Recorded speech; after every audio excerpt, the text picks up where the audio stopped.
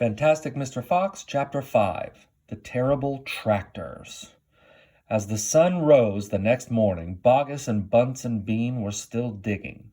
They had dug a hole so deep you could have put a house into it, but they had not yet come to the end of the Fox's tunnel. They were all very tired and cross. "Dang and blast," said Boggis. "Whose rotten idea was this?" "Bean's idea," said Bunce. Boggis and Bunce both stared at Bean. Bean took another swig of cider, then put the flask back into his pocket without offering it to the others. "Listen," he said angrily. "I want that fox. I'm going to get that fox. I'm not giving in till I've strung him up over my front porch, dead as a dumpling." "We can't get him by digging, that's for sure," said fat Boggis. "I've had enough of digging."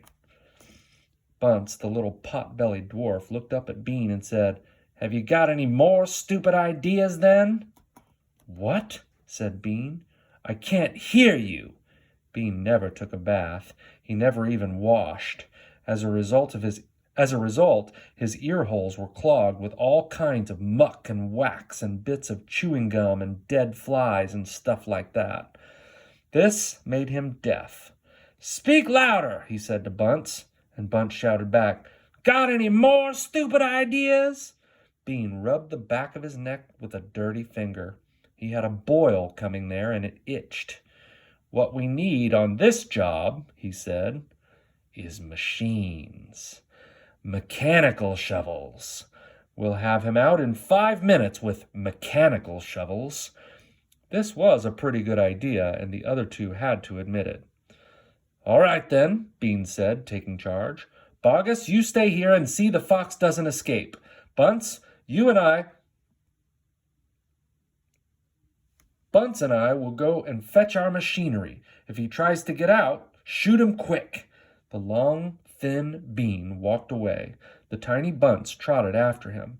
The fat Boggis stayed where he was with his gun pointing at the foxhole. Soon, 2 enormous caterpillar tractors with mechanical shovels on their front ends came clanking into the wood. Bean was driving one, Bunce the other. The machines were both black. They were murderous, brutal-looking monsters. "Here we go, then," shouted Bean. "Death to the fox!" shouted Bunce. The machines went to work, biting huge mouthfuls of soil out of the hill. The big tree under which Mr. Fox had dug his hole in the first place was toppled like a matchstick. On all sides, rocks were sent flying and trees were falling, and the noise was deafening. Down in the tunnel, the foxes crouched, listening to the terrible clanging and banging overhead. "What's happening, Dad?" cried the small foxes. "What are they doing?" Mr. Fox didn't know what was happening or what they were doing. "It's an earthquake!" cried Mrs. Fox. "Look," said one of the small foxes. "Our tunnels got shorter. I can see the daylight."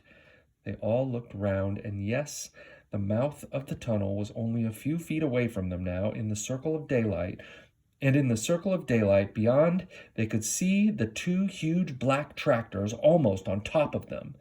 "Tractors!" shouted Mr. Fox. "And mechanical shovels! Dig for your lives! Dig! Dig! Dig!"